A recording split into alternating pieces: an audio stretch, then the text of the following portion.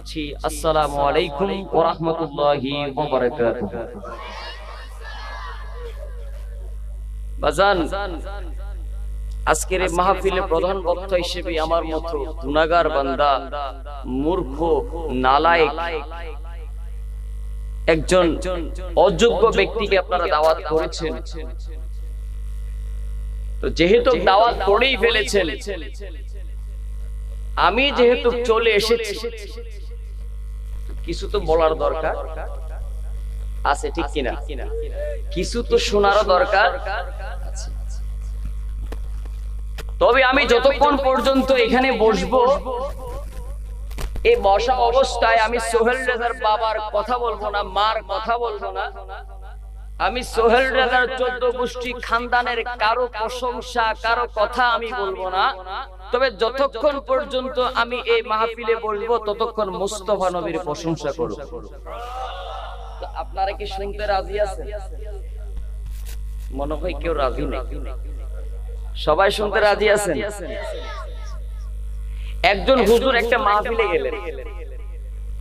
মাহফিলে যাওয়ার পরে হুজুর মাশাআল্লাহ অনেক শ্রোতা দেখলেন।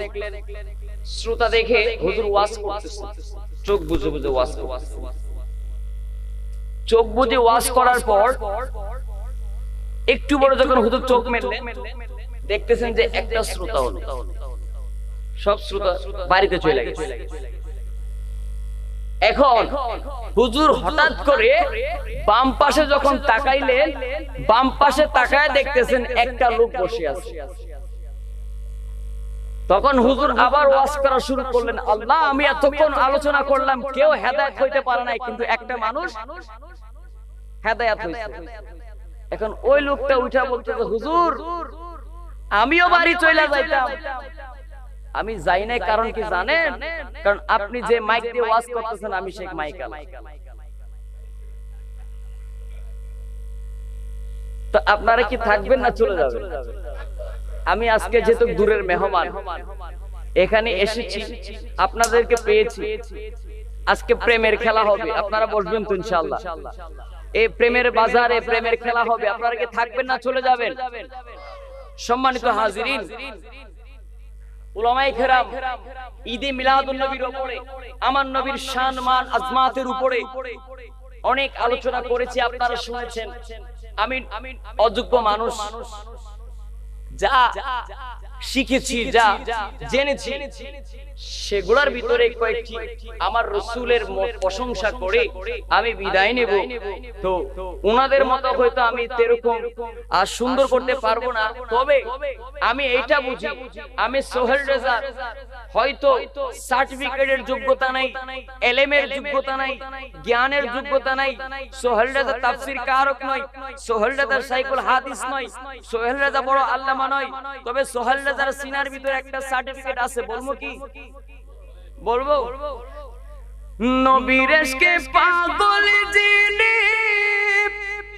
আরে তার সিনায় এলেমের কোনি, আরে গর্হে বসেই দেখতে পারে সোনার মদিনা, এলেম স্বর্গ নবী শাহে মদিনা, ঠিক কিনা? আমার রাসূল যদি মদিনা শরীফ থেকে আমি সোহেল রেজার দিকে নজর দেয়, আমি সোহেল রেজার দিকে নজর দেয়, মুখটা হবে আমি সোহেল রেজার, কিন্তু প্রশংসা হবে মুস্তাফার। আরো জোরে বলুন সুবহানাল্লাহ। তো সেই বিশ্বাস নিয়ে বসবেন ইনশাআল্লাহ। আজকের প্রেমের মাঠ, প্রেমের খেলা হবে। কিসের খেলা? প্রেমের খেলা। আমি যাদেরকে পেয়েছি, আমি তাদেরকে নিয়ে একটা প্রেম সাগর সাঁতার দিব, আর সেই প্রেম সাগরটা হচ্ছে আমার দয়াল নবী। চাই কি চাই না? আমরা যারা বসে আছি, ছোট বড়, দাড়ি পাকনাওয়ালা মুরব্বি বাবারা, আমরা যারা আসলাম, আমরা সবাই তো নবীকে দেখতে চাই, ঠিক কিনা? আরো জোরে বলি, হাত তুলে বলি, নারে তাকবীর, নারে রিসালাত, নারে গাউসিয়া। আমার নবীকে আমরা সকলে দেখতে চাই। এখন নবীকে যদি আমরা দেখতে চাই তাহলে প্রথম শর্ত হচ্ছে আমার নবী জিন্দা হতে হবে। কথা বলেন না ঠিক কিনা? আমি যদি আমার নবীকে দেখতে চাই তাহলে প্রথম শর্ত হচ্ছে আমার নবী জিন্দা থাকতে হবে। এখন আপনারা যারা বসে আছেন, আমার নবী কি মরা না জিন্দা? জোরে বলেন, মরা না জিন্দা? যদি কেউ বলে আমার নবী মরে গেছে, পচে গেছে, মানবেন? মানবেন? দলিলের দরকার নাই, দলিল ছাড়াই মানে আমার নবী জিন্দা। কথা বলেন ঠিক কিনা? আরো জোরে বলে ঠিক কিনা? আমার ভাইরা, আমার আল্লাহ তাআলা কোরআনুল কারীম নাযিল করেছেন আমার নবীর উপরে। সেই কোরআনুল কারীমের ভিতরে অসংখ্য আয়াত, তার মধ্যে একটি আয়াতখানা আমার চোখের ভিতরে পড়লো, সেটা হচ্ছে কি বিসমিল্লাহির রহমানির রহিম আন-নাবিয়্যু আওলা বিল মুমিনিনা মিন আনফুসিহিম। আর একটু জোরে বলেন। এবার সুবহানাল্লাহর ব্যাপারে একটা কথা বলে দেই। আমার রাসূল বলেন, আমার কোন উম্মত যদি একবার সুবহানাল্লাহ বলে, আসমান এবং জমিনের মধ্যবর্তী যে খালি জায়গা রয়েছে, ওই খালি জায়গার ভিতরে যতটুকু সওয়াবের প্রয়োজন হয় আমার আল্লাহ তার আমলনামায় দিয়ে দেয়। এখন সুবহানাল্লাহ কি আপনারা বলবেন নাকি না বলবেন সেটা এখন আপনাদের ব্যাপার। আমরা বাসা থেকে এখানে আসছি গুনাহগার হয়ে যাব, নেককার হয়ে। ঘর থেকে এখানে আসলাম কি হয়ে? গুনাহগার হয়ে। এখান থেকে যাব কি হয়ে? তো যদি নেককার হয়ে যেতে চাই তাহলে আমাদেরকে অবশ্যই সুবহানাল্লাহ, আলহামদুলিল্লাহ, আল্লাহু আকবার বলতে হবে, ঠিক কিনা? আরো জোরে বলে ঠিক কিনা? আমার মতো গুনাহগারও নবীকে দেখতে চায়, আপনারাও নবীকে দেখতে চান। আসুন সে আল্লাহকে জিজ্ঞেস করে, আল্লাহ তুমি তো আমাদের সৃষ্টিকর্তা, তুমি আমাদেরকে বানিয়েছো, তোমাকে যদি আমরা তালাশ করি তাহলে মসজিদে পাবো, ঠিক কিনা? আল্লাহ তোমাকে যদি তালাশ করি হিন্দুরা মন্দিরে পাবে, আল্লাহ তোমাকে যদি তালাশ করি খ্রিস্টানরা গির্জায় পাবে। ও আল্লাহ, এক একটা জাতি এক এক জায়গায় তোমাকে তালাশ করে। আমরা যারা মুসলমান রয়েছি আমরা তোমাকে মসজিদে তালাশ করি, আমরা তোমাকে খানকায় তালাশ করি, আমরা তোমাকে মাদ্রাসায় তালাশ করি, আমরা তোমাকে মাজারের ভিতরে তালাশ করি। ও মাওলা, তোমাকে সব জায়গায় পাওয়া যায়। ও মাওলা, আজকে আমরা সাতকানিয়াবাসীদেরকে তুমি বলে দাও তোমার বন্ধু নবীর বাড়িটা কোথায়। জানার দরকার আছে না নাই? আরো জোরে বলে আছে না নাই? আসুন আলোচনার পূর্বে সেই নবীর উপরে একটি নাত রাসূল পড়ে আমি গুনাহগার আলোচনার দিকে চলে যাব। আমি আশা করব কেউ জবান আর বন্ধ রাখবেন না। আমার নবীর মহব্বতে আওয়াজে আওয়াজে জোরে জোরে বলতে হবে, আমার পাগল মন সারাক্ষণ নবী নবী করে, আমার পাগল মন সারাক্ষণ নবী। ও আমার পাগল মন সারাক্ষণ নবী। আমিও তুমি যেতে চাই, আমিও তুমি যেতে চাই সোনালি প্রান্তরে, আমার পাগল মন সারাক্ষণ নবী। ও আমার পাগল মন সারাক্ষণ নবী। ও গো দয়াল নবী তুমি আমার জানের জান, তোমায় দেখার লাগি আমার মন করে অনচান। ও গো দয়াল নবী তুমি আমার জানের জান, তোমায় দেখার লাগি আমার মন করে অনচান।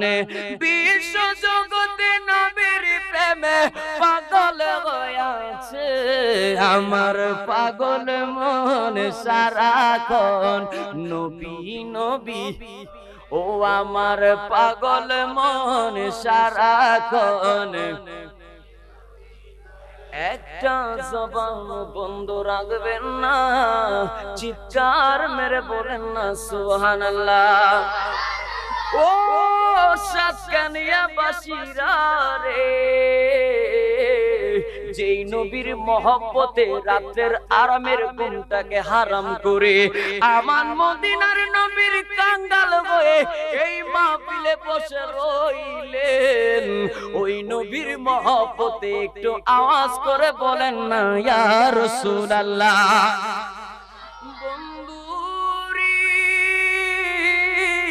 ও সাতকানিয়াবাসীরা, এই বাংলাদেশের ভিতরে কোন নবী রাসূল আসে নাই, আমরা ইসলাম নবী রাসূলের মাধ্যমে পাই নাই।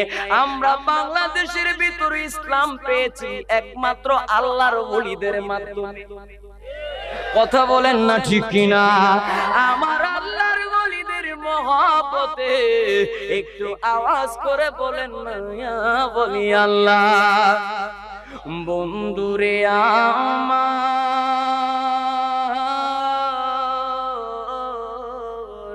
ও আমার সাতকানিয়াবাসীরা, আমার আল্লাহরে যদি আমরা তালাশ করি সমস্ত জায়গার মধ্যে পাবো, আমার দয়াল নবীকে সব জায়গায় পাবো না। আসুন আল্লাহরে জিজ্ঞাসা করে, আল্লাহ গো তুমি আমাদেরকে বানাইলা, তুমি আমাদেরকে সৃষ্টি করলা, আল্লাহ তুমি আমাদের পালন করতা, আল্লাহ তুমি আমাদের রিজিক দাতা, আল্লাহ তুমি আমাদের রিজিক দাতা। আল্লাহ তোমারে তালাশ করলে মসজিদে পাওয়া যায়, আল্লাহ তোমারে তালাশ করলে হিন্দুরা মন্দিরে তালাশ করলে পাওয়া যায়, আল্লাহ তোমারে তালাশ করলে খ্রিস্টানরা গির্জায় পাওয়া যায়। ও রব্বুল আলামিন, আমরা তো হিন্দু নই, আমরা তো খ্রিস্টান নই, আমরা তো বৌদ্ধ নই, আমরা হইলাম মুসলমান জাতি। যে জাতির সাথে তুমি আল্লাহ আছো, যেই জাতির সাথে তোমার বন্ধু রহমাতুল লিল আলামিন আছে। আল্লাহ গো আমরা শুনেছি তুমি চতুর জায়গায় থাকো, কিন্তু তোমার নবীরে তুমি কোন জায়গায় রেখেছো আল্লাহ বলো। আমার আল্লাহ ডাক দিয়া বলে, বান্দারি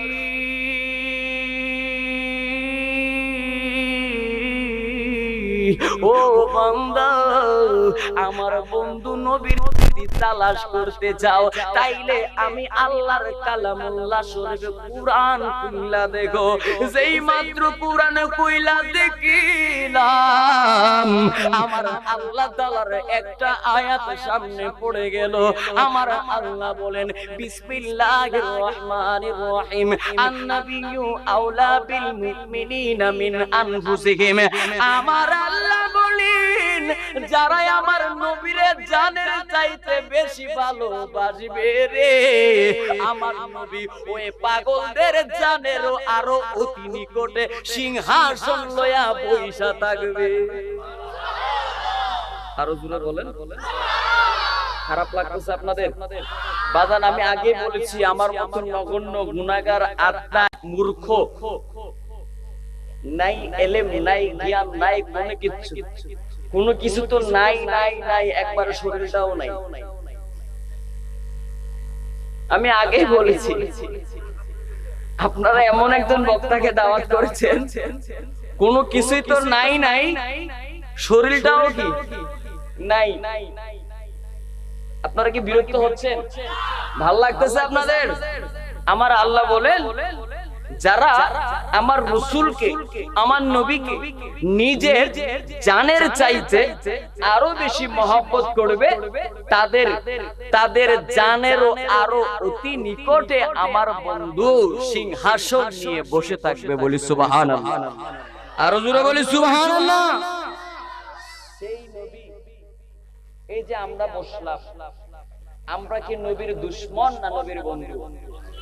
আরো জোরে বলে, দুশমন না বন্ধু? আমরা কি নবীর পক্ষে না বিপক্ষে? আরো জোরে বলে, পক্ষে না বিপক্ষে? নবীর পক্ষে থাকলে তো নবী আমাদের মধ্যেই আছে, ঠিক কিনা? যদি নবীর পক্ষে থাকি তাহলে নবী আমাদের মধ্যেই কি আছে? এখন প্রশ্ন রাখতে পারে, হুজুর নবী যদি আমাদের মধ্যেই থাকে তাহলে আমরা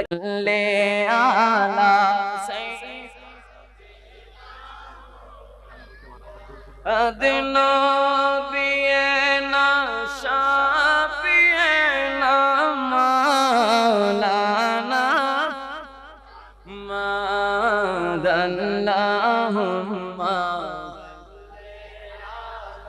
সাইয়েদিনা মুহাম্মদ ইচ্ছা করলে প্রাণের নবী তাকতে পারতি না রোষে হায়রে উম্মতের মায়ায় পড়ে শুয়ে আছেন মদিনায় আল্লাহুম্মা সাইয়্যিদিনা মুহাম্মাদিন নবিয়িনা।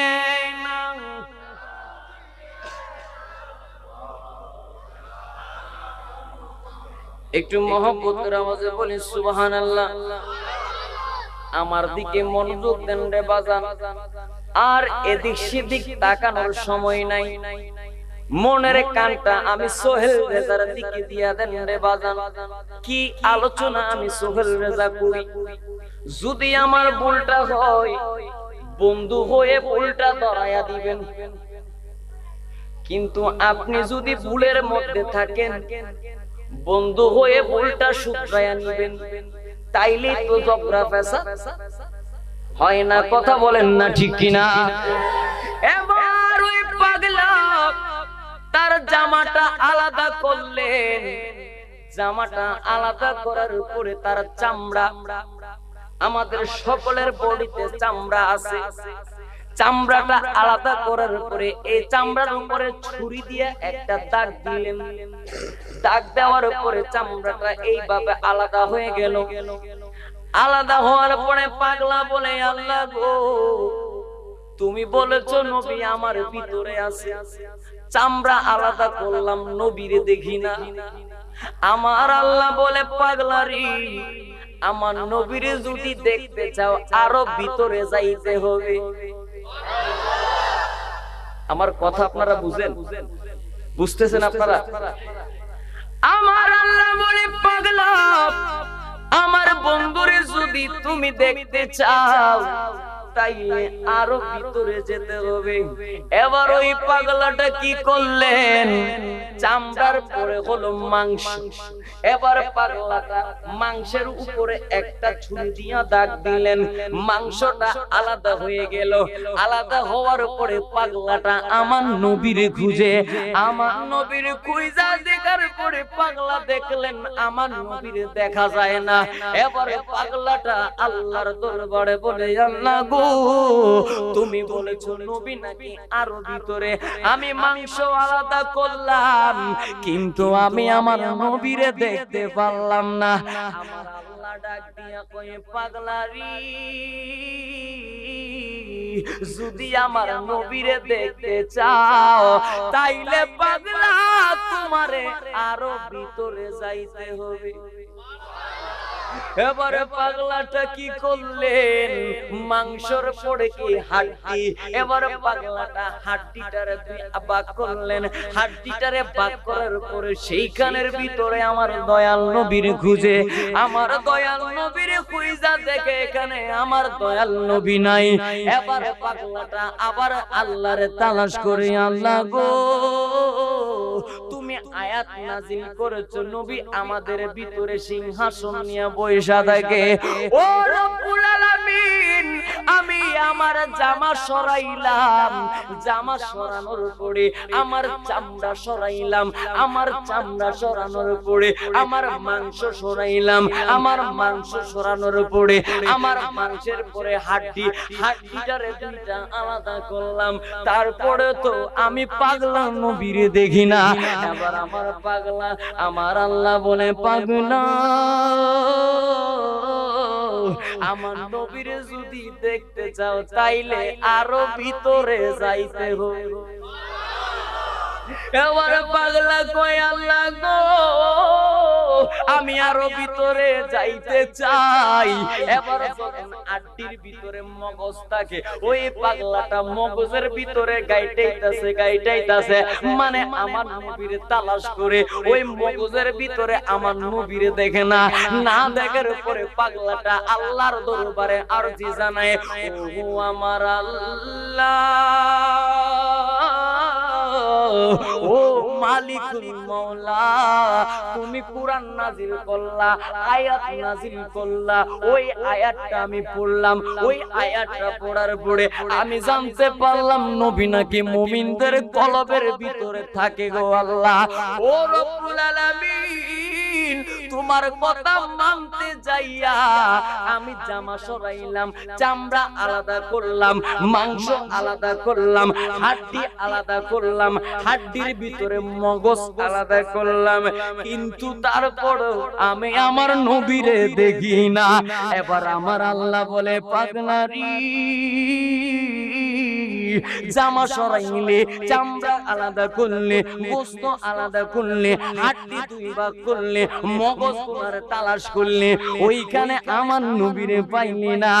ও আমার পাগলা পাগলারি, যদি তোর ভিতরে আমার মদিনার কামলেওয়ালা নবী থাকে রে পাগলা, ও পাগলা পাগলা রে, ইউসুফ নবীর চেহারা দেখা জুলাইখা বিবির আশেপাশের লোকজন লেবু কাটতে যায় হাত কাইটা ফালাইছে, লেবু কাটতে যায় হাত কাইটা ফালাইছে। ও আমার পাগলারি, যদি তুমি পাগলার কলবের ভিতরে, তুমি পাগলার সিনার ভিতরে আমার মদিনার নবী সিংহাসন বানায়া বইসা থাকে রে, আজরাইল যখন তোমার জানটা কবজ করার জন্য আসবে, আজরাইল যখন তোমার জানটা কবজ করতে আসবে, সাত আসমান সাত জমিন বুকের উপরে দিলে যেই রকম কষ্ট হবে রে, আমার আজরাইল বুকে হাত দিলে সেই রকম কষ্ট হবে। তবে পাগলা জানুনি, তোমার ভিতরে যদি আমার মদিনার নবী থাইকা থাকে, আমার আজরাইল তোমার কলিজাটারে কান কান কইরা ফেলবে রে পাগলা, তুমি যারা পরিমাণ টের পাইবা না। আরো জোরে বলেন, আরো জোরে বলেন। সেই নবীর গোলামি আমরা করি, ওই নবীর গোলামি আমরা করি। সোহেল রাজার বাপের কথা বলে না, সোহেল রাজার আত্মীয় স্বজন কারো কথা বলে না। সোহেল রাজা যদি ক্যানভাসারি করে, সোহেল রাজা একমাত্র মুস্তাফা নবীর ক্যানভাসারি করে। কথা বলেন না ঠিক কিনা? ও আমার দূরদূরি বাইরারি,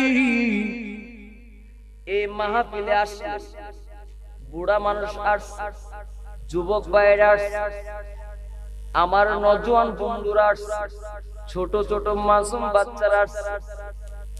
বুকে হাত রেখা বলেন তো, বিরিয়ানির জন্য আসছেন নাকি নবীর দিদারের জন্য আসছেন? আরো জোরে বলে। আমার বুড়া বাবারা, এই যে তাদের যে বয়সটা, এই বয়সটাতে হাজার হাজার মাহফিলের বিরিয়ানি খাইছে, খাইছে কিনা? তবে তাদের আর বিরিয়ানি খাওয়ার শখ নাই। আমার ছোট ছোট মাসুম ভাইয়েরা, উনারা যদি মার কাছে আবদার করে, আম্মা আজকে ঘরের ভিতরে বিরিয়ানি পাকাই, তৈব করবে কিনা? করবে। আমার নওজোয়ান ভাইয়েরা বন্ধু বান্ধবের আড্ডায় পড়ে যদি বলে আজকে আমরা অমুক হোটেলে বিরিয়ানি লাঞ্চ করব, ওইখানের ভিতরে বিরিয়ানি খাইতে পারে। হোটেলের বিরিয়ানি অনেক মজা, অনেক চমৎকার, কিন্তু মিলাদুন নবীর মাহফিলে তারা বলে আমরা নাকি বিরিয়ানির কারণে মিলাদুন নবী করি। নাউজুবিল্লাহ বলে। আমরা তাদেরকে জানাইয়া দিতে চাই, দূর দূরি চরচির মানুষগুলা বিরিয়ানির পাগল না, মুস্তাফা নবীর পাগল। কথা বলেন না ঠিক কিনা? আমরা বিরিয়ানির মুখাপেক্ষী না, বিরিয়ানি আমরা আশিকদের মুখাপেক্ষী। কথা বলেন না ঠিক কিনা? আমরা বিরিয়ানির পিছনে ছুরি না, বিরিয়ানি আমাদের পিছনে ছুরি। কথা বলেন না ঠিক কিনা? আরো জোরে বলুন না ঠিক কিনা? ও বন্ধু, ও সুরতি বাইরা রে, আমার আল্লাহ বলেন, আমার আল্লাহ বলেন নবী আমাদের ভিতরে আছে, আমার আল্লাহ বলেন নবী আমাদের ভিতরে আছে। নবী আমাদের ভিতরে থাকা মানেই তো আমার দয়াল নবী জিন্দা। কথা বলেন না ঠিক কিনা? এবার আমার নবী কি বলেন দেখেন। আমার নবী বুখারী এবং মুসলিম শরীফের ভিতরে আমার নবী নিজের জবান মোবারকে বলেন, সোহেল রাজার বাপে কয় না, সোহেল রাজার 14 গোষ্ঠী কয় না, কোন মোল্লা মুন্সি কয় না, আমার নূরের নবী কয় লা ইউমিনু আহাদুকুম হাত্তা আকুনা আহাব্বা ইলাইহি মিন ওয়ালিদিহি ওয়া ওয়ালাদিহি ওয়ান নাসি আজমাইন। আমার নবী ডাক দিয়া বলে, উম্মত ও উম্মত, যদি কেউ তোমরা আমি নবীরে একবার স্বপ্নে দেখতে পারো, যদি একবার স্বপ্নে দেখতে পারো, ও উম্মত যাই না না, তোমরা আমার স্বপ্নে দেখো নাই, আমি নবীরে বাস্তবে দেখেছো। আর জোরে বলুন সুবহানাল্লাহ। এবার নবীরে জিজ্ঞাসা করি, নবী গো, স্বপ্নের মাধ্যমে মারে দেখি, স্বপ্নের মাধ্যমে বাবারে দেখি, স্বপ্নের মাধ্যমে আত্মীয়রে দেখি, স্বপ্ন সত্যি হইতে পারে আবার মিথ্যাও হইতে পারে। ইয়া রাসূলুল্লাহ, আপনার স্বপ্নে দেখলাম, এটা বাস্তবে কেমনে হইল? আমার নবী ডাক দিয়া বলে, উম্মত রে, ওরে উম্মত, ও উম্মত, আমি নবীর সূরত শয়তান ধারণ করতে, আরো জোরে বলেন, শয়তান ধারণ করতে পারে না। আমার নবী যদি স্বপ্নের মাধ্যমে এসে যায়, জিন্দা আইলো না মরা আইলো? আরো জোরে বলেন, জিন্দা না মরা আইলো? ও বন্ধু, বন্ধু রে, ওই নূরের নবী তার জবান মোবারকে বলেন, লা ইউমিনু আহাদুকুম হাত্তা আকুনা ইলাইহি হাত্তা আকুনা আহাব্বা ইলাইহি মিন ওয়ালিদিহি ওয়া ওয়ালাদিহি ওয়ান নাসি আজমাইন। আমার নবী কই, উম্মত, উম্মতি রে, ততক্ষণ পর্যন্ত তুমি খাঁটি মুমিন হতে পারবে না। ইয়া রাসূলুল্লাহ, কখন পারবো না? আমার নবী বলে, উম্মত, যতক্ষণ পর্যন্ত তোমার পিতামাতা, যতক্ষণ পর্যন্ত তোমার আত্মীয় স্বজন, যতক্ষণ পর্যন্ত তোমার টাকা পয়সা, যতক্ষণ পর্যন্ত তোমার অর্থ সম্পদ, যতক্ষণ পর্যন্ত তোমার জমিদারি, ও যে স্ত্রীকে তুমি মহব্বত করো, তত ওই স্ত্রীর মহব্বতের চাইতে আমি নবীর মহব্বত তোমার অন্তরে যতক্ষণ পর্যন্ত সবার চাইতে বেশি না হবে, উম্মত জেনে নাও, ততক্ষণ পর্যন্ত তুমি খাঁটি মুমিন হতে পারবে না। তাহলে মুমিন হওয়ার জন্য কি লাগবে? সমস্ত কিছুর চাইতে কাকে ভালোবাসতে হবে? আমার নবীকে। বলুন সুবহানাল্লাহ।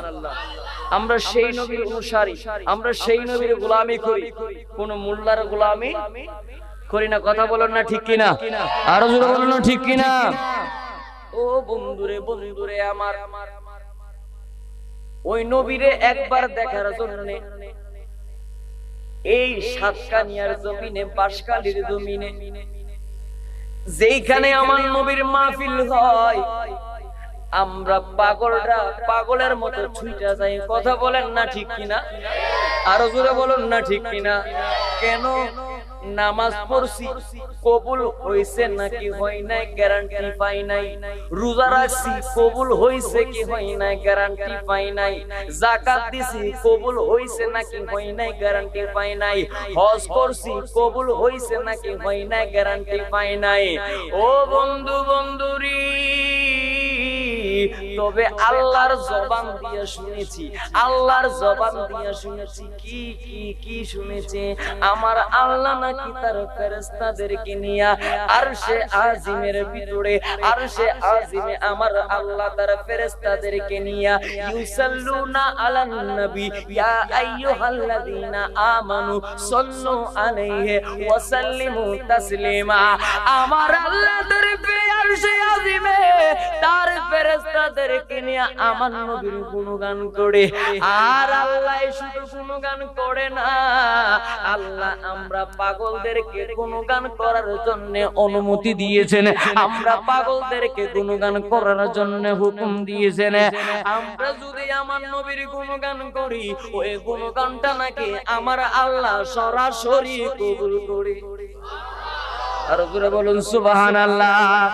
ও জগৎবাসীরা রে, এই জন্য আমরা নামাজ পড়ি কিন্তু কবুল হইছে জানি কি জানি না, রোজা রাখছি কবুল হইছে কি জানি কি জানি না, কিন্তু আমরা বাসকালী ভাইয়েরা এবং আমরা সাতকানিয়ার ভাইয়েরা আল্লাহর নবীর মাহফিলে ছুটে যায়, যদি কিয়ামতের ময়দানে কোনো কিছুই না দেখাইতে পারি, এই মাহফিলগুলা আমার আল্লাহর দরবারে দেখাইতে পারবো। কথা বলেন না ঠিক কিনা? আর জোরে বলুন না ঠিক কিনা?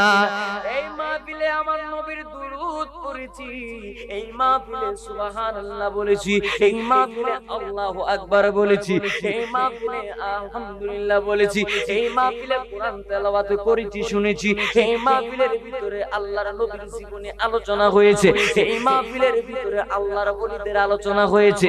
এসব কিছু যদি আমরা আমাদের আল্লাহরে বলতে পারি, ক্ষমা পাওয়ার আশা আছে না নাই? আর জোরে বলুন আছে না নাই? ও আমার শ্রুতি বন্ধুরে, সরতি আমার বাইরারে বাইরারে, প্রেমের মহব্বতের টান নিয়ে বসে যান, প্রেমের মহব্বতের টান নিয়ে বসে যান। দেখেন আমি সুবহানাল্লাহ কি বলে, আমরা যেই রকম আমার নবীর পাগল, আমার মা ও বোনেরা আমার নবীর পাগল কিনা?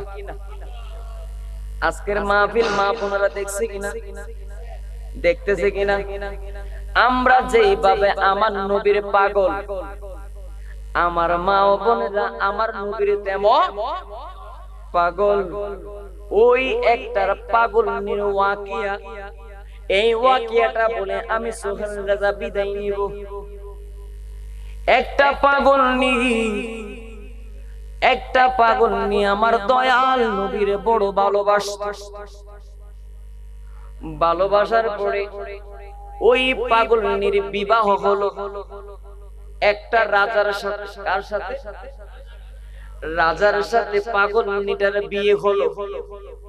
তাদের বিয়ে সুন্দরভাবে চলতে লাগলো। বিয়ের হওয়ার পরে সংসারের ভিতরে অভাব অনটন, সংসারের ভিতরে কোনো ধরনের ঝগড়া ঝাঁটি নাই, খুব সুন্দরভাবে তাদের সংসার চলতে লাগলো। কিন্তু আমার আল্লাহ তো বড় কারিগর, আমার আল্লাহ চুরাই রে কয়ে চুরি কর, গিরস্ত কয়ে হজাক থাক। কথা বলেন না ঠিক কিনা? ও আমার নবীর পাগলের আরি, ওই পাগলের সুন্দর ভাবে তার সাংসারিক জীবন চলতে লাগলো। সাংসারিক জীবন চলার পরে ওই রাজা মানে তার স্বামী একদিন পাগলনিটার কাছে আইসা বলে, স্ত্রী রে আমি শিকার করার জন্য বনের মধ্যে যাব। এবার ওই স্বামীটা বললেন, আমার যে মাথার মুকুটটা, ওই মুকুটটা তোমারে আমি দিয়ে গেলাম, এই মুকুটটা তুমি তোমার কাছে যতন করে রাখবা, এই মুকুটটারে তুমি কোন প্রকারের হারাতে দিবা না, এই মুকুটটারে তুমি সাবধানে রাখবা। স্ত্রী ডাক দিয়া বলে, স্বামী রে আপনার হুকুম মানা আমার জন্য ফরজ। কথা বলেন ঠিক কিনা? ও স্বামী আপনার হুকুম মানা আমি স্ত্রীর জন্য ফরজ। এবার স্ত্রীটা কি করলেন, স্বামীর মাথার স্বর্ণের মুকুটটা নিলেন, নিয়ে ঘরের আলমারির ভিতরে রাইখা দিলেন। আলমারির ভিতরে রাখার পরে এদিক দিয়া স্বামীটা চইলা গেলেন শিকার করার জন্য।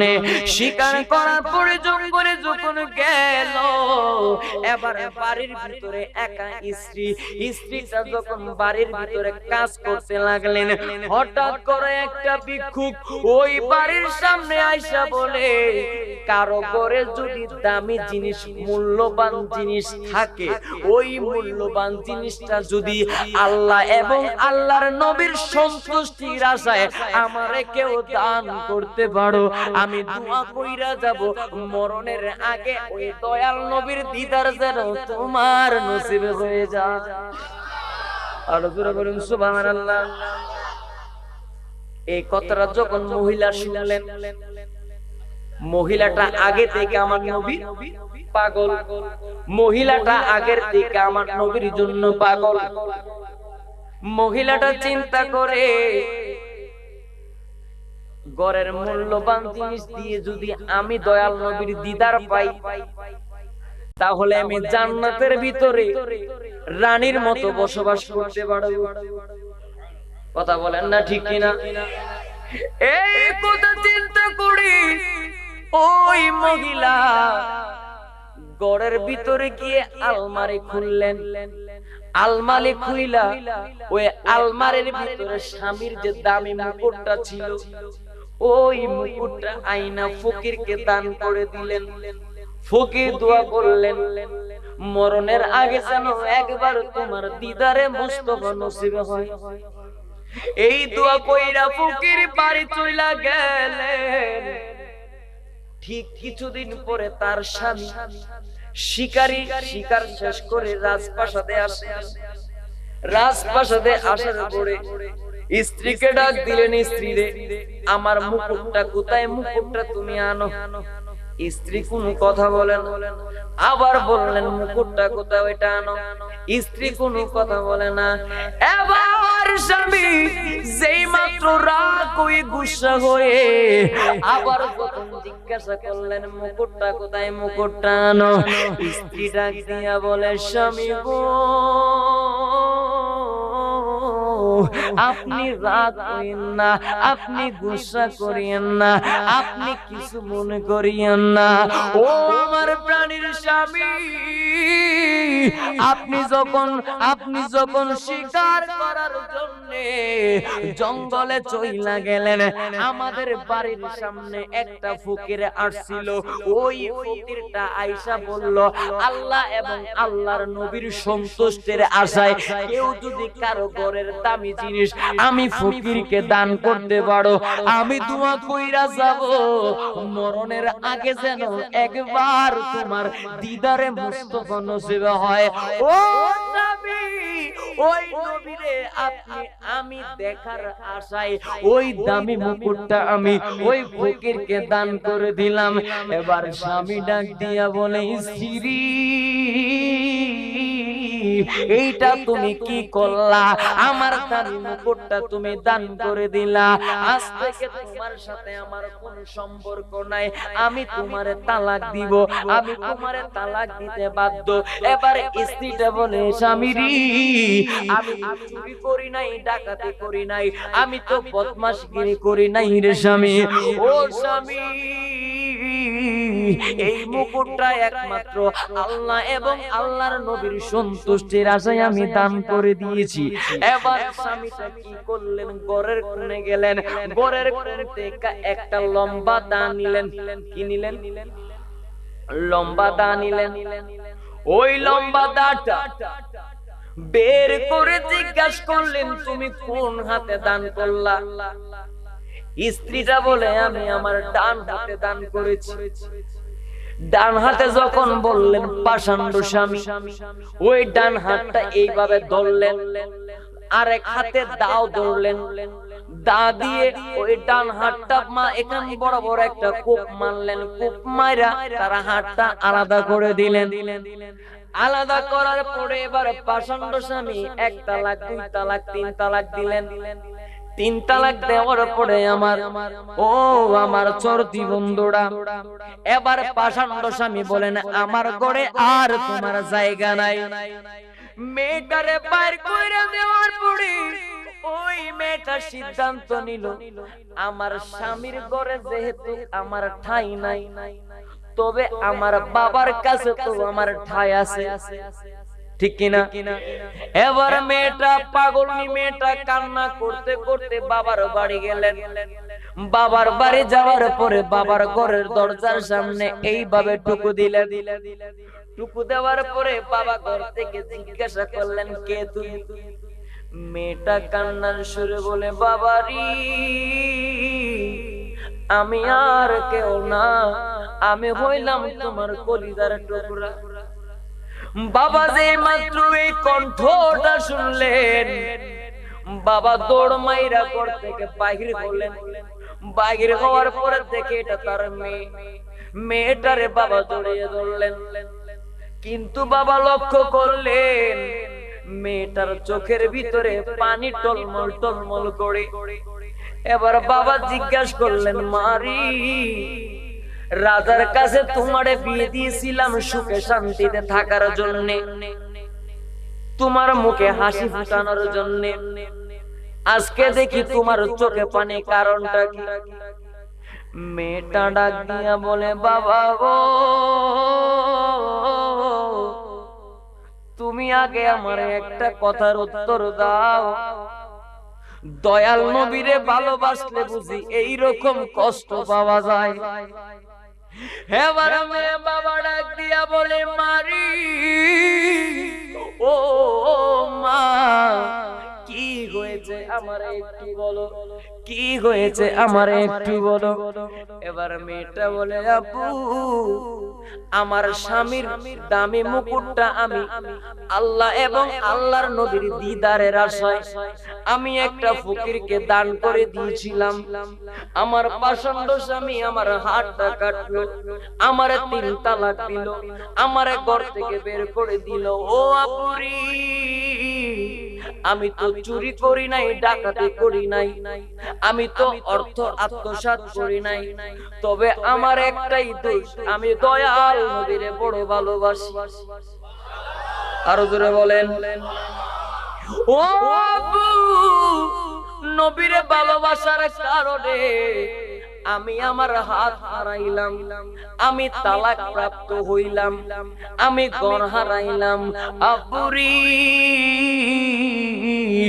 আমার নবীরে ভালোবাসলে যদি এইরকম যন্ত্রণা পাওয়া যায়। এবার বাপটা ডাক দিয়া বলে, মারি আমার নবীর ভালোবাসার কারণে, আমার দয়াল নবীর মহব্বতের কারণে ও মা, তুমি তোমার হাত হারাইলা, তুমি 3 তালাক হইলা, তুমি ঘর ছাড়া হইলা। মা, আমি বাপ তোমারে বইলা গেলাম, তোমার কপালটা অনেক ভালো। মেয়েটা আবার বলে, আব্বা, হাত হারাইলাম, তালাক প্রাপ্ত হইলাম, ঘর হারাইলাম, আমার কপালটা কেমনে বালা হয়, আমার কপালটা কেমনে বালা হয়? বাপটা ডাক দিয়া বলে, মারি যেই নবীর মহব্বতে তুমি হাত হারাইলা, যেই নবীর মহব্বতে 3 তালাক প্রাপ্ত হইলা, যেই নবীর মহব্বতে রাজপ্রাসাদ হারাইলা, ও আমি তোমার বাবা থাকি আর না থাকি, তবে তোমার একটা কথা আমি বইলা গেলাম, দেখিবা জীবনে একবার ওই নবী দিদার দেওয়ার জন্য তোমার ভাঙা ঘরের ভিতরে হাজির হয়ে যাবে। আরো জোরে বলি সুবহানাল্লাহ, আরো জোরে বলি সুবহানাল্লাহ।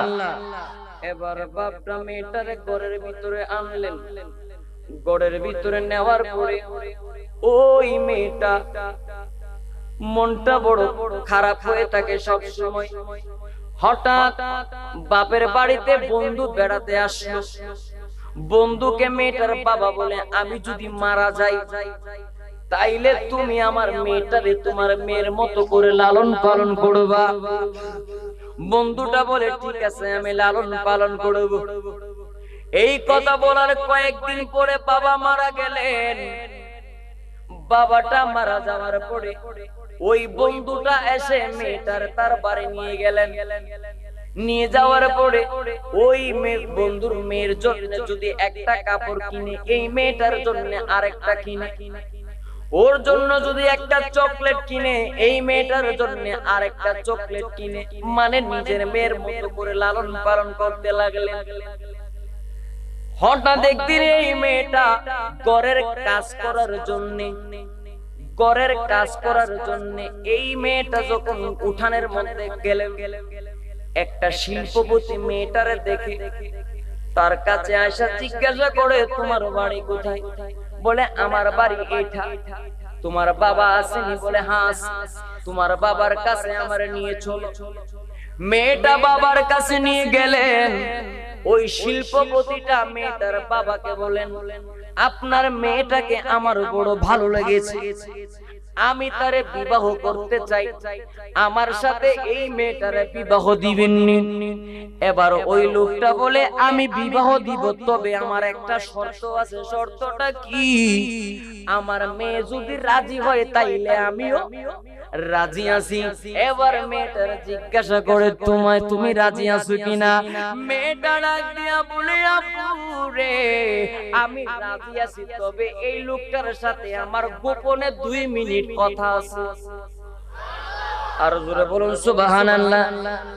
কিতাবের নাম স্বপ্ন যুগে প্রিয় নবী সাল্লাল্লাহু তাআলা আলাইহি ওয়াসাল্লাম লালবাগ শাহী জামে মসজিদের যিনি 40 বছর খেদমত করেছেন মাওলানা আমিনুল ইসলাম, উনি এই কিতাবটা লিখেছেন। এবার মেয়েটা বলে আমি আপনাকে বিবাহ করতে রাজি আছি, তবে আপনার সাথে আমার 2 মিনিট গোপন কথা আছে। হ্যাঁ ঠিক আছে। এবার একটা গোপন কক্ষে গেলেন।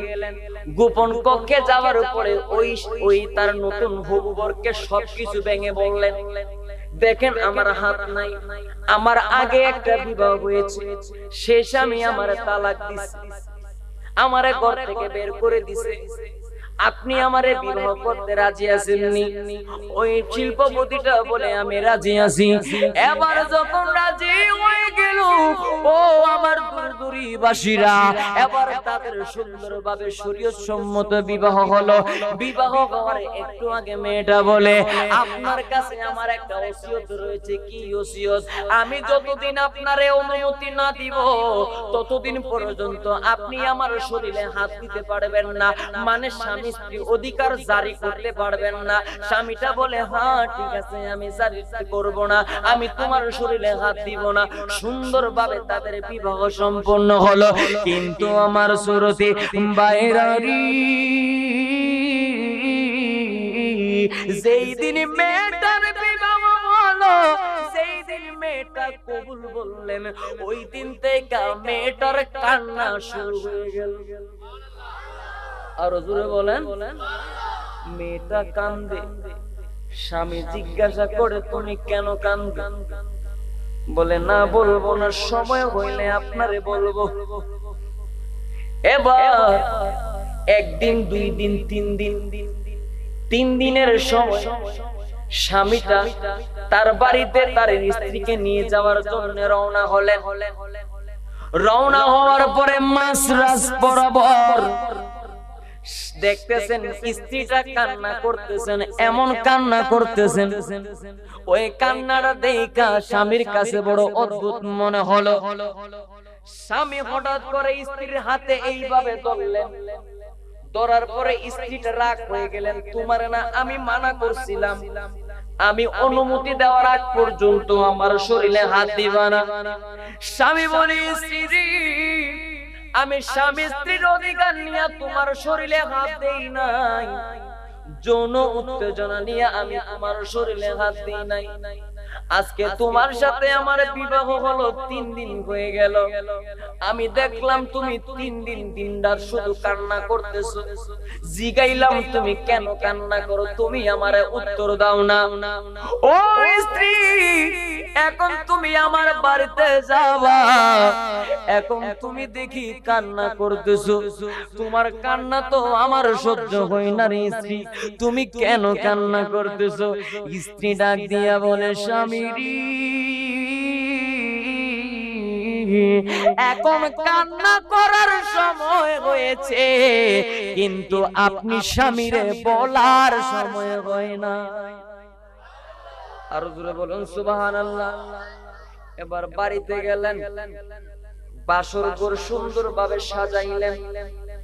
বাসর ঘর সুন্দর করে সাজানোর পরে ওই যে কথা আছে অনুমতি দেওয়ার আগ পর্যন্ত শরীরে হাত দিতে পারবে না। এবার স্বামীটা একটা বালিশে মাথা রেখে এই পাশ হয়ে কাত হয়ে শুয়ে রইলেন, কিন্তু স্ত্রীটা বাসর রাতের খাটের উপরে বৈশা বৈশা কান্দে।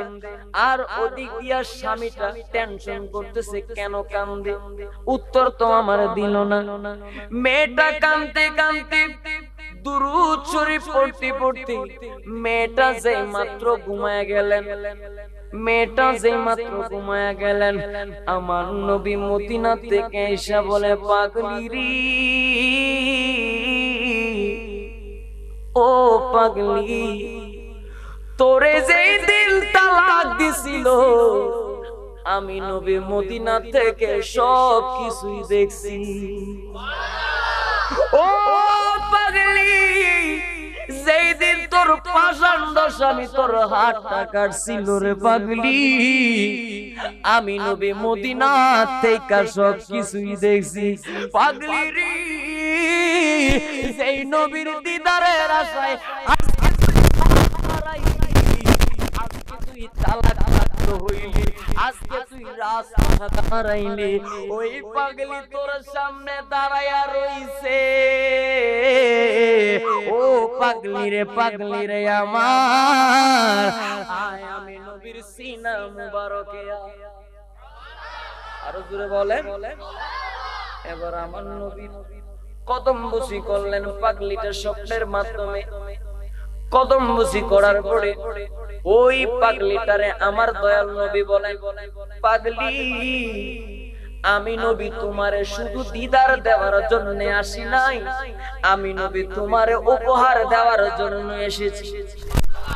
আর বলেন। মেয়েটা বলেন, নবী গো, কি উপহার আমারে দিবেন? এবারে মেয়েটা এই কথা শোনার পরে আমার নবী বলেন, পাগলি, তোমার পাষাণ্ড স্বামী যে তোমার হাতটা কাটছিল, ওই হাতটা কই? মেয়েটা বলেন, নবী গো, একটা থলের ভিতরে পড়ে আমি পরে রেখে দিয়েছি। আমার নবী বলেন, ওই হাতটা আনো। পাগলিটা স্বপ্নের মাধ্যমে হাতটা আনলেন। কিতাবের নাম স্বপ্ন যুগে প্রিয় নবী সাল্লাল্লাহু আলাইহি ওয়াসাল্লাম। ওই কিতাবের ভিতরে ওয়াকিয়াটা আসছে। স্বপ্নের মাধ্যমে ওই মেয়েটা হাতটা আনলেন, আয়না আমার নবী দিলেন। আমার নবীর হাতে দেওয়ার পরে বন্ধুরে, আমার নবী কি করলেন? ওই হাতটা এভাবে নিজের হাত মোবারক নিয়ে ধরলেন। দইরা আমার নবী বলে, পাগলি রে, তোর কাটা জায়গাটা আমি নবীরে একবার দেখাইয়া দে। ওই পাগলিটা দেখাইয়া দিলেন। দেখানোর পরে আমার দয়াল নবীজি ওই কাটা জায়গার ভিতরে হাতটা রাইখা যেই মাত্র নিজের জুতো মুবারক হাতের মধ্যে নিয়া ওই কাটা জায়গায় মালিশ কইরা দিলেন।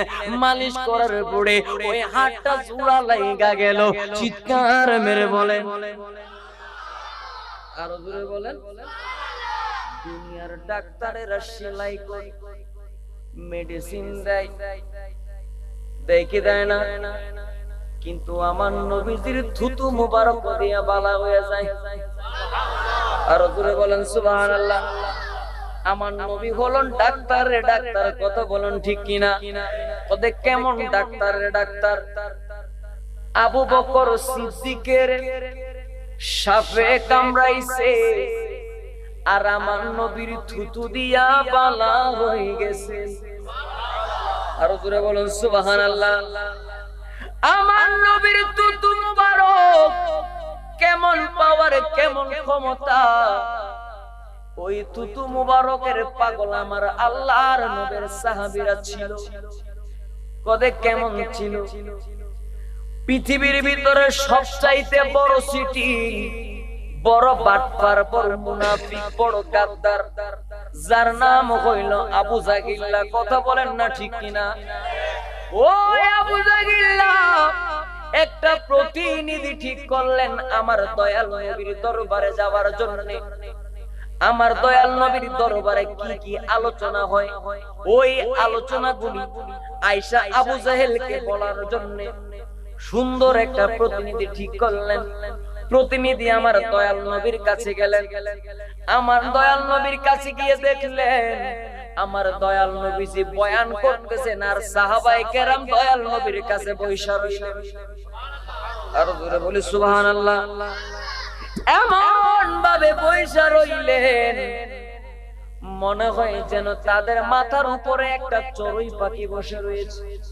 মানে লড়াচড়া করলে চড়ুই পাখিটা উড়াল দিয়ে চলে যাবে, এমন ভাবে বসে রইলেন। কিন্তু প্রতিনিধিটা দেখে যে সাহাবে কেরাম এত সুন্দর করে বৈশা রইল, ওই সাহাবায়ে কেরাম একটু পরে একজন আরেকজনকে ডাকা শুরু করলো। আরো জোরে বলেন সুবহানাল্লাহ। মনের ভিতরে প্রশ্ন জাগে, কিরে কেন ডাকাডাকি করে? এতক্ষণ দেখলাম আদব সহকারে বসে রইছে, লড়াচড়া নাই, এখন দেখি একজন আরেকজনকে ডাক্কা মারতেছে। ব্যাপারটা কি? কারণটা কি? এবার ওই প্রতিনিধিটা গেলেন তার সিটিং এর দরবারে। সিটিং এর দরবারে যায় বলে, লিডার, ও লিডার, এমন নবীর দরবারে আমারে আপনি পাঠাইলেন, এমন নবীর দরবারে আপনি আমারে পাঠাইলেন। ও লিডার, এমন নবীর কাছে আমারে পাঠাইলেন, আমি প্রতিনিধি যদি আর 2 মিনিট থাকতাম, আমি প্রতিনিধি যদি আর 2 মিনিট থাকতাম, এই 2 মিনিটে ওই মদিনার নবীর উপরে আমি ঈমান আইনা ফেলাইতাম। এবার সিটিং, ওই সিটিং আবু জাহিল্লা কয় কেন? এবার প্রতিনিধিটা বলে, লিডার, আমি যখন ওই নবীর দরবারে গেলাম, আমি নবীর দরবারে গিয়ে দেখলাম সাহাবায়ে কেরাম সুন্দর করে বৈশা রইলেন, একজন আরেকজনের সাথে কোনো কথাবার্তা নাই, লড়াচড়া নাই, একবারে সুন্দর করে বৈশা রইলেন। কিন্তু আমি তাকায়া দেখলাম কিছুক্ষণ পরে একজন সাহাবী আরেকজন সাহাবীর ডাকাডাকি করা শুরু করলো। আমি হঠাৎ করে একটা সাহাবীর ডাক দিলাম, ডাক দিয়া জিগাইলাম, ও সাহাবী, আমি দেখলাম তোমরা সুন্দর করে বৈশা রইলা, এখন দেখি একজন আরেকজনের ডাকাডাকি করতেছো, তার কারণটা কি? এবার আমার সাহাবী ডাক দিয়া বলে, পাগল, আমার দয়াল নবীজি বয়ান করতেছে আর আমরা সাহাবীরা শুনতেছি। শুধু শুনতেছি না, আমরা সাহাবীরা আরেকটা জিনিসের জন্য ধৈর্য ধারণ করতেছি। বলে, কোন জিনিসটার জন্য ধৈর্য ধারণ করতেছো? সাহাবী ডাক দিয়া বলে, পাগল, আমার নবী বয়ান করতে করতে যেই মাত্র নিজের থুতু মুবারক মাটিতে ফালাইবে, ওই থুতু মুবারকটা নেওয়ার জন্য আমরা সাহাবায়ে কেরামরা খাপ মেরে বৈশা থাকি। প্রতিনিধিটা বলে, মানুষের থুতু দিয়ে তুমি কি করবা? থুতু তো বিভিন্ন ধরনের গন্ধ পাওয়া যায়, থুতুতে তো গন্ধ, থুতু তো না পাওয়া জিনিস, এইটা তুমি কি করবা? এবার সাহাবী ডাক দিয়া বলে, পাগল,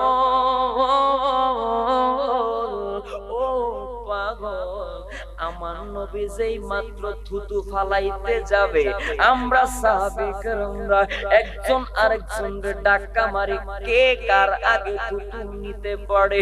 ওই থুতুগুলা আমরা আমাদের হাতে এইভাবে মেসেজ করি। এবার প্রতিনিধি বলে, মেসেজ কইরা কি করো? এবার সাহাবী ডাক দিয়া বলে, পাগল রে, আমার নবীর থুতু মুবারক এইভাবে হাতের মধ্যে নিয়ে লেপ মাইরা যেই মাত্র আমাদের মুখে মালিশ করি, আমার নবীর থুতু মুবারকের বদলতে আমার আল্লাহ আমরা সাহাবীদের চেহারাটারে আরো নূরান্বিত বানায়া দেয়। আর জোরে বলি, নারে রিসালাত, নারে গাউসিয়া, শাহ মদিনা। আমার নবীর থুতু দিয়া সাহাবায়ে কেরাম ফেয়ার লাভলি বানায়। কথা বলেন না ঠিক কিনা? আমরা সুন্দর হওয়ার জন্য বাজার থেকে ফেয়ার লাভলি ব্যবহার করি, আর আমার সাহাবায়ে কেরাম চেহারাটাকে নূরান্বিত করার জন্য আমার দয়াল নবীর থুতু ব্যবহার করে। আর জোরে বলুন সুবহানাল্লাহ। ও বন্ধু, এই যে আপনারা চরতি ভাইরা রয়েছে, আপনাদের থুতু আছে? সবার আছে? যাদের যাদের থুতু আছে একটা হাত তুলেন। সবারই আছে? মারহাবা, মারহাবা। আপনার আমার থুতু হাতের তালুতে নেবেন। কোথায়? হাতের তালুতে নেবেন। হাতের তালুতে নিয়ে এই আঙ্গুলটা দিয়া, এই আঙ্গুলটা দিয়ে 2-3 বার এমনি ঘষা দিবেন। গসা দেওয়ার পরে যেই মাত্র নিজের নাকে লাগাইবেন, আপনার আমার থুতু দিয়া মুরগের গুয়ের গন্ধ কইব। কথা বলেন না ঠিক কিনা? আপনার আমার থুতু দিয়া মুরগের গন্ধ কয়, আর আমার নবীর থুতু মুবারক দিয়া মেশকে আম্বরের গারান বাইরে হয়। আর জোরে বলুন সুবহানাল্লাহ। বন্ধুরি ওই পাগলনি আমার নবীর দিদার পাইলেন। এবার মেয়েটার ঘুম ভেঙে গেল। ঘুম থেকে মেয়েটা উইটা হাসতেছে। তার স্বামীটা বলে, স্ত্রী রে, তোমার সাথে আমার বিবাহ হয়েছে আজকে 4 দিন অতিক্রম হলো। 4 দিন ধরে তুমি কান্না করতেছো। আজকে দেখি তুমি ঘুম গেলা কান্না করতে করতে, কিন্তু আমি তাকায়া দেখলাম ঘুম থেকে তুমি উঠলা হাসতে হাসতে। তার কারণটা কি? স্ত্রী ডাক দিয়া বলে, স্বামী, যেই নবীর মহব্বতে আমি হাত হারাইছিলাম, যেই নবীর মহব্বতে আমি তালাক প্রাপ্ত হইছিলাম, যেই নবীর মহব্বতে আমি সিংহাসন হারাইছিলাম, ও প্রাণের স্বামী, স্বামী রে, আপনি যেই দিন আমার বিবাহ করার জন্য প্রস্তাব দিয়েছিলেন আমি রাজি হয়েছিলাম। তবে স্বামী রে, মনের ভিতরে একটা পেরেশানি ছিল। কি পেরেশানি? আমার তো একটা হাত ছিল না। এখন যদি আমি তোমার বাড়িতে যাই, তোমার দাদি এবং নানিরা যদি বলে, বৌমা তুমি তোমার হাত দিয়া তুমি তোমার স্বামীরে খাওয়াই দাও, এখন তো আমার হাত নাই, আমি কেমনে খাওয়াই দিব? এইটা যদি আমি না খাওয়াইতে পারি তাইলে আমি লজ্জা পাবো, আমি লজ্জা পাবো এবং আপনি স্বামীও লজ্জা পাবেন। আপনি স্বামী লজ্জা পাবেন বিদায় আমি বিয়ের পর থেকে এই পর্যন্ত কান্না করতেছি রে স্বামী। ও স্বামী, যেই নবীর দিদারের আশায় আমি সব কিছু হারাইলাম, প্রাণের স্বামী জানেন কি, আমি যখন কান্না করতে করতে ঘুমায়া গেলাম, ঘুমানোর পরে স্বামী দেখলাম আমার দয়াল নবীজি রওজা মুবারক দেখা আমি পাগলির ঘুমের ঘরে আইসা গেছে। স্বামীর আমার শুধু আমার ঘুমের ঘরে আসে নাই, যে কাটা হাতটার জন্য আমি বড় টেনশনে ছিলাম, আমার নবী স্বপ্নে আইসা আমি পাগলের কাটা হাতটা লাগাইয়া গেছি।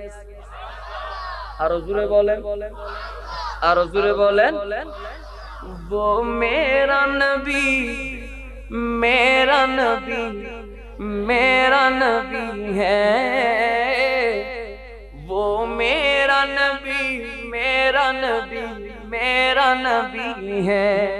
আজকে নবীর মাহফিল, এই যে আমার ছোট ছোট শিশু কিশোর একতার সঙ্গ, ছোট বাচ্চারা, এরা আজকে এত সুন্দর একটা মাহফিল সাজাবে আসলে কল্পনার বাইরে। দেখেন, ছোট বাচ্চারা আমার নবীর মাহফিল সাজিয়েছেন। আপনারাও আজকে এই এলাকার ভিতর মাহফিল হওয়া মানে কি জানেন? আপনাদের আমলনামা থেকে অনেক গুনাহ আমার আল্লাহ ওই গুনাহকে গুণে গুণে মাফ করে দেওয়া। আরো জোরে বলেন সুবহানাল্লাহ। এমন একটা বরকতময় মাহফিল এই ছোট ছোট বাচ্চারা সাজিয়েছেন। আল্লাহ সেই বাচ্চাদেরকে ইমাম হাসান, ইমাম হুসাইনের অনুসারী হওয়ার তৌফিক দান করুন, আমিন। আজকে আমার নবীর মাহফিল ছোট বাচ্চারা সাজায়, অথচ এই মাহফিল সাজানোর কথা বড়রা। কিন্তু দেখেন, ছোট বাচ্চাদের ভিতরে পর্যন্ত আমার নবীর মহব্বত আছে। কিন্তু বড় আফসোসের ব্যাপার, বড় ডিগ্রিওয়ালা, বড় তাফসীর কারক, বড় শাইখুল হাদিস, বড় বড় আল্লামারা, ওদের অন্তরে আমার নবীর মহব্বত নাই বিদায় মাঝে মধ্যে কয়েকটা উল্টাপাল্টা কথা কয়। কথা বলেন না ঠিক কিনা? তা আল্লাহ আমাদের ওই সকল মানুষদের থেকে এবং বেয়াদবের রাসূলদের থেকে আমাদের এই সাতকানিয়া চরতি দূরদূরি বাসীদেরকে আল্লাহ হেফাজত করুন, আমিন।